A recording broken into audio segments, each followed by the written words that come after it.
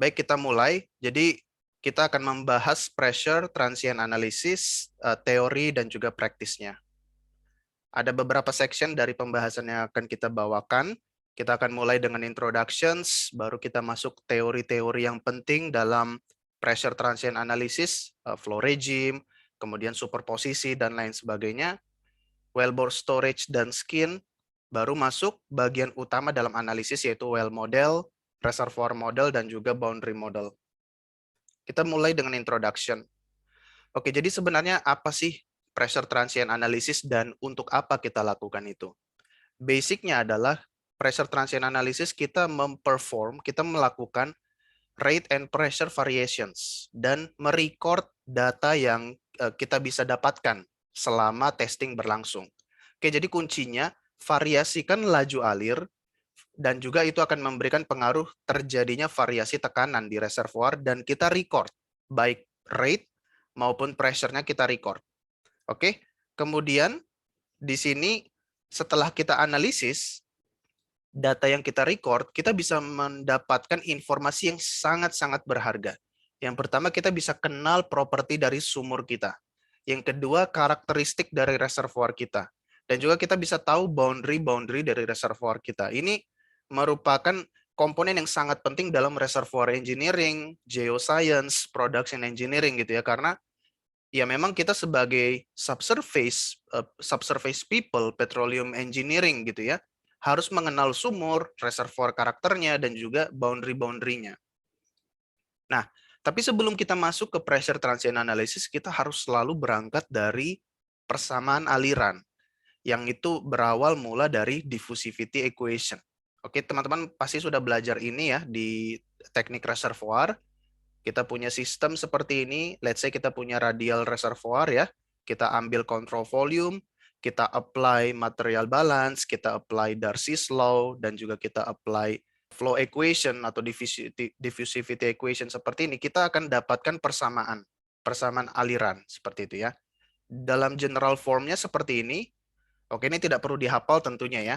Di sini dia mendeskripsikan tekanan itu sebagai fungsi waktu misalnya di sini. Oke, dan juga di sini ada aspek Laplacian. Ini kalau versi general. Kalau radial, kita lihat di bawah. Persamaan ini adalah persamaan matematika. Matematika itu bahasa. Bahasa kita bisa terjemahkan dalam bahasa kita sehari-hari. Maksudnya adalah pressure dalam reservoir, P, itu adalah fungsi dari waktu dan fungsi dari posisi. Posisinya itu apa? Posisinya itu R. Ya, radius dari sumur misalnya. Ini kalau versi radial. Kalau linear tuh seperti ini. Kalau linear sama juga. Pressure fungsi dari waktu dan R-nya bisa kita ganti dengan X. Tapi long story short, ini adalah persamaan differential equation ya. Partial differential equation, PDE. Untuk mencari solusinya cukup panjang lah ceritanya. Tapi sampailah kita pada salah satu persamaan yang paling sering kita pakai dalam dunia petroleum engineering, yaitu line source solution. Dan kita dapatkan untuk kasus infinite acting radial flow. Dan kita akan dapatkan persamaan seperti ini. Oke, persamaan inilah yang ujung-ujungnya nanti akan menjadi sebuah plot, dan plot itu yang akan kita analisis, kita proses dalam pressure transient analysis. Oke, nah pressure transient analysis itu bukanlah hal yang mudah, cukup tricky gitu ya. Dalam dunia petroleum engineering atau dalam engineering manapun ya, kita punya dua tipe problem. Yang pertama adalah tipe yang forward, ini yang easy. Jadi maksudnya kalau forward tuh seperti ini. Dalam well testing ya, kita memberikan input yaitu laju alir. Kita variasikan laju alirnya. Tapi kita udah tahu reservoir modelnya, well modelnya itu seperti apa, kita udah tahu. Nah, dengan kita tahu input dan kita udah tahu kondisi reservoir, gampang untuk meng-create pressure forecast. Ya, ini gampang seperti itu. Dengan variasi tertentu, kondisi reservoir tertentu, hanya ada satu solusi, yaitu pressure forecast seperti ini. Tapi dalam well testing atau pressure transient analysis ini inverse problem yang kita dapatkan. Jadi maksudnya adalah yang kita punya adalah laju alir input dan kita juga punya outputnya yaitu pressure. Nah, dengan input dan output kita diminta menebak atau mempredik apa yang ada di tengah. Nah, ini difficult. Kenapa? Karena untuk satu input dan macam-macam kondisi reservoir itu bisa berujung kepada solusi yang sama. Ya, jadi kita punya pilihan, let's say saya punya input rate seperti ini, saya punya pressure seperti ini, saya bisa mendapatkan pressure seperti ini dengan 10 skenario. Jadi saya bisa pakai dual porosity, saya bisa pakai dual permeability, saya bisa pakai radial composite, itu model-model yang ada, tapi memberikan pressure yang mirip. Nah, nanti akan ada pertanyaan, jadi reservoir itu dual porosity kah, dual permeability atau radial composite? Semuanya memberikan pressure yang sama loh. Nah, itulah problem dari pressure transient analysis. Jadi kita butuh jam terbang, kita butuh pengalaman yang mendalam, pengetahuan yang mendalam supaya kita tidak masuk dalam mechanical, maksudnya kita hanya menggunakan software, yang penting dapat pressure-nya matching, udah puas. No. Kenapa? Karena ada banyak possibility untuk sampai ke matching. Gitu ya. Jadi itu hal yang bisa menipu. Jadi pressure transient analysis ini sesuatu yang harus kita betul-betul pahami. Oke, dan keep in mind ya teman-teman, ketika saya membahas di sini khususnya oil reservoir, keep in mind ini juga applicable untuk gas reservoir dan geothermal reservoir. Jadi kalau kalian memahami konsep yang saya bahas di sini, kalian bisa pakai itu untuk geothermal atau untuk gas. Alright? Nah, untuk pressure transient analysis, kalau kita membahasakan atau kalau kita melihat skala yang kita analisis ya, kita bisa bandingkan dia dengan analisis yang lain. Misalnya, if we are talking about nodal analysis, we are talking only about the well. Ya, kita fokus lebih banyak ke sumur. That's why ini saya beri warna purple. Oke. Tapi kalau kita melakukan production logging, ya, kita lebih fokus kepada sand phase, ya, ke depan perforasi. Itu yang kita bisa lihat di warna hijau. Kemudian ada yang namanya formation testing. Kita testing formasi gitu ya, misalnya drill stem test. Itu mirip dengan pressure transient analysis, tapi skalanya lebih dekat, lebih kecil. Karena memang formation testing ini eksekusinya mahal dan tidak bisa dilakukan lama-lama ya. Sangat-sangat cepat. Hanya hitungan jam gitu, atau hanya hitungan 1 jam misalnya seperti itu, untuk mendapatkan informasi dengan area yang juga tidak banyak. Ini adalah skala formation testing. Nah, kalau kita membahas pressure transient analysis, itu masuk dalam zona biru. Jadi di tengah-tengah, nggak dekat tapi nggak jauh juga, nggak terlalu jauh juga. Ya kalau kita lihat dari atas, di sini skalanya. Nah, ada yang lebih tinggi lagi levelnya tuh rate transient analysis. Ini mirip sekali dengan pressure transient analysis, tapi yang sekarang kita approach untuk dapatkan matching adalah rate. Dan rate ini bisa kita lakukan dalam waktu yang panjang gitu. Misalnya dalam produksi sekalipun, produksi bertahun-tahun itu bisa kita jadikan data untuk rate transient analysis. Jadi memang cakupannya sangat besar investigasi dia. Tapi yang paling besar tentu saja adalah reservoir simulation, karena ini berbicara tentang seluruh reservoir, seluruh body reservoir itu bisa dianalisis dengan simulasi. Oke.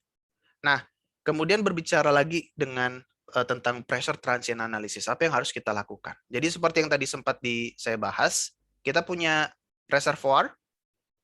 Oke, kita punya reservoir. Di sini reservoir ada sumur, dan di sini ada manifold, ada separator, dan di sini ada analisis. Ya, kita bisa, misalnya kita punya di sini downhole gauge, pengukuran tekanan di bawah, kita bisa variasikan laju alir dengan choke. Ya, jadi kita lakukan variasi laju alir, oke, dan laju alir yang dihasilkan oleh sumur pasti akan kita tangkap oleh separator, dan di separator ini biasanya ada measurement. Jadi kita lakukan pengukuran laju alir di separator, lakukan pengukuran tekanan di dasar sumur. Tapi kita lakukan variasi rate. Ya, buka tutup, misalnya drawdown, kita shut in untuk build up, itu kita lakukan di sumur atau dengan choke. Nah, kita punya dua data. Flow rate kita dapat dari meter di sini, tekanan kita dapat dari gauge di bawah. Dan itu akan kita record dan kita download, kita proses dalam pressure transient analysis. Oke. Dan ketika kita melakukan rate variation atau pressure variation, yang terjadi di reservoir itu kurang lebih adalah seperti ini. Terjadi gelombang tekanan. Ya, seperti kita membuang kerikil, membuang batu ke kolam, akan tercipta seperti ini, wave.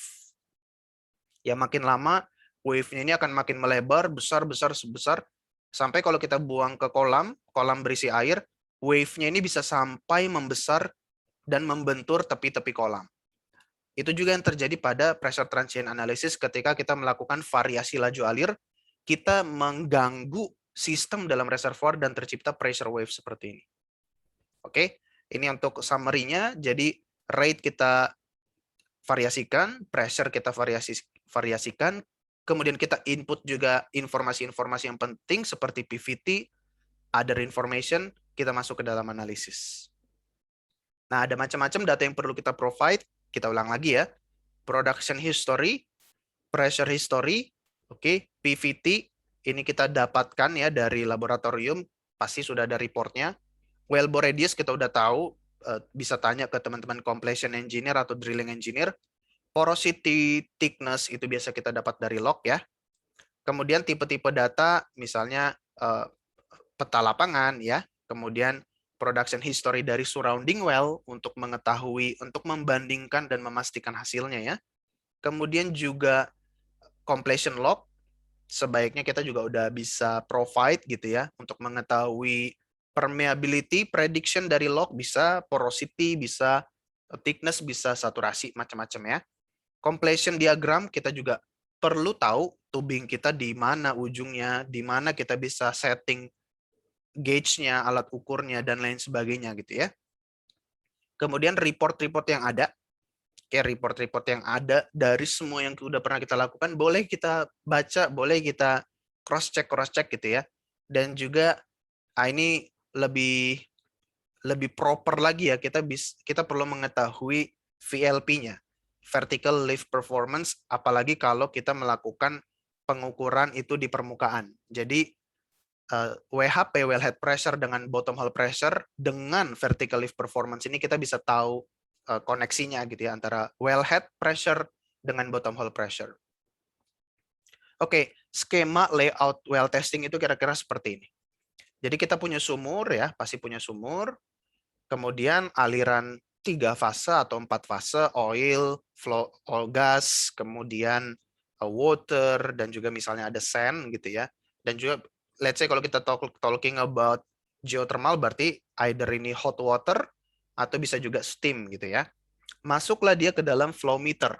Flow meter ini seringkali terembed di separator ya, di line-line pipa-pipa di separator, atau bisa juga dia terpisah misalnya multi-phase flow meter. Tapi apapun itu, dia masuklah ke flow meter, kemudian diukur laju alirnya dan di-record, kemudian masuk ke separator, oke. Gas bisa dibakar di flare, tapi sebisa mungkin ini dihindari ya. Kalau bisa kita tidak ngebakar di flare untuk gas. Kalau bisa kita utilize ya gasnya. Oil masuk ke oil storage tank, water masuk ke water treatment atau water tank. Jadi seperti ini cukup simple, yang penting dipastikan aja jaraknya ini adalah jarak yang safe. Nah, di dalam sumur kita masukkan gauge untuk mengukur tekanan dan temperatur. Bisa kita setting secara permanen ya, bisa kita masukkan dengan menggunakan slick line. Oke, jadi yang penting ada alat ukur di bawah untuk mengukur tekanan. Nah, itu introduction. Sekarang kita masuk ke teori yang lebih berat nih ya. Jadi siapkan dirimu teman-teman. Kita masuk ke teori dalam pressure transient analysis.